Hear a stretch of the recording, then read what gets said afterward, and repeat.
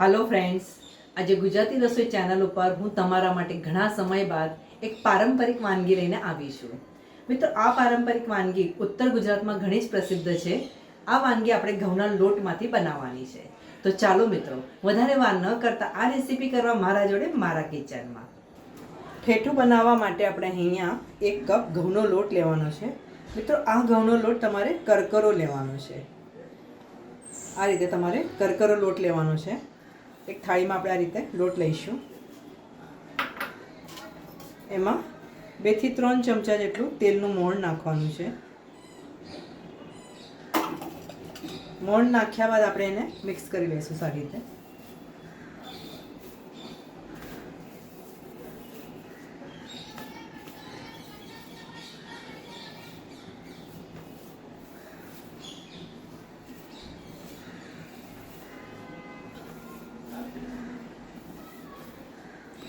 ત્યારબાદ તમારે ધીરે ધીરે એમાં પાણી નાખવાનું છે.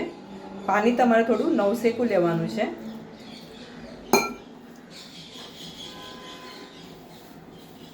ધીરે ધીરે પાણી નાખજો અને થોડો કઠણ લોટ બાંધવાનો છે.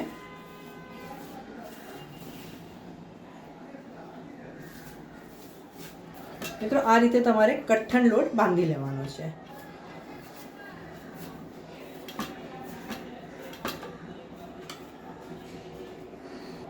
બાંધેલા લોટમાંથી આપણે એના 2 ડોવા કરીશું આ રીતે મોટા.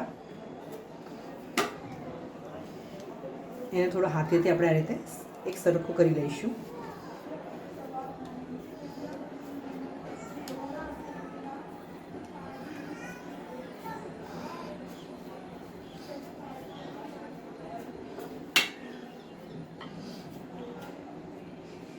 હવે આપણે એને વણીશું. થોડી જાડી ભાખરી વણવાની છે તમારે. મિત્રો, તમે લોટ બાંધી લો ને કે ત્યારબાદ એને થોડું તેલ લગાવીને ફરીથી એક સરખું કરી લેજો અને લોટ સારો બાંધજો. એકદમ મસળીને સરસ બાંધજો, એટલે તમને ભાખરી વણવામાં થોડી આસાની રહેશે. આ લોટ કેવો છે, કરકરો છે ને, એટલા માટે. બસ આ રીતની તમારે જાડી ભાખરી વણવાની છે.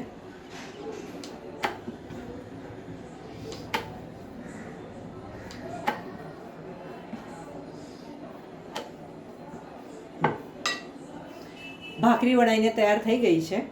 મિત્રો, અહીંયા મેં લોખંડની તવી લીધી છે. જો તમારી પાસે માટીની તવી હોય ને તો એ તવીનો ઉપયોગ કરજો, ખૂબ સરસ બનશે. ત્યારબાદ તમારે વણેલી ભાખરીને આ રીતે નાખવાની છે અને ઉપરથી તમારે એને આ રીતે વેલણની મદદથી કાણા કરી લેવાના છે, જેથી તમારી ભાખરી ફૂલવી ન જોઈએ. ભાખરી જાડી હોવાથી શેકાતા તમને વાર લાગશે. અહીંયા મેં ગેસ મીડિયમ રાખ્યો છે. મિત્રો, હવે આપણી ભાખરી એક બાજુ શેકાઈ રહી છે. હું બીજી ભાખરી ત્યાં સુધી વણી લઉં છું. મિત્રો, અહીંયા મેં 250 ગ્રામ લોટ લીધો છે. 250 ગ્રામ એટલે 1 કપ, એ પ્રમાણમાં મેં લીધું છે. ભાખરી વણતી વખતે તમારી જે ભાખરી શેકાઈ છે એના ઉપર પણ તમે ધ્યાન રાખજો. જો હું તમને બતાવું છું, આ રીતે તમારી ભાખરી નીચેની બાજુ શેકાઈ રહી છે. હજુ થોડી આપણે શેકીશું. મિત્રો, હવે આપણે ભાખરીને પલટાવી લઈશું. જુઓ, આ રીતે તમારા ભાખરીને આવા ડાઘ પડવા જોઈએ. મિત્રો, બીજી બાજુ પણ તમારે આ જ રીતે શેકી લેવાની છે. મિત્રો, હવે રોટલા શેકાઈને તૈયાર થઈ ગયા છે. થોડા ઠંડા થાય કે આપણે એનો ભૂક્કો કરી લઈશું. આ રીતે જુઓ, આ રીતે બારીક એકદમ ઝીણું આમ એને તોડી લેવાનું છે તમારે. એટલે ઠંડુ થવા દેજો, નહીં તો તમારા હાથ દાજી જશે. ઠંડુ થાય તમે એને આ રીતે ભૂક્કો કરી લેજો.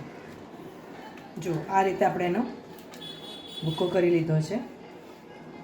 મિત્રો, અહીંયા કઢાઈમાં મેં 3 થી 4 ચમચા શુદ્ધ ઘરનું ઘી ગરમ કરવા માટે મૂક્યું છે.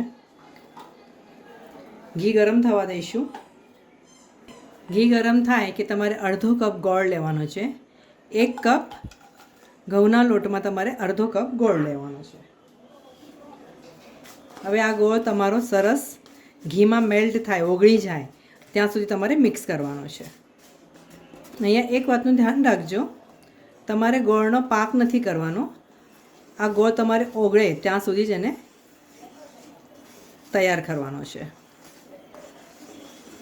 હવે ગોળ આપણો સરસ ઓગળી ગયો છે. ત્યારબાદ તૈયાર કરેલો ભૂક્કો આપણે એમાં નાખી દઈશું. ગેસ મેં અહીંયા લો કર્યો છે.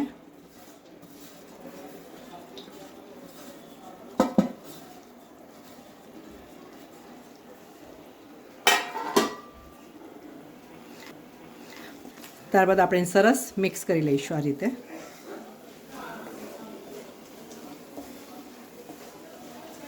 એકદમ ફટાફટ અને જલ્દી તૈયાર થઈ જાય છે.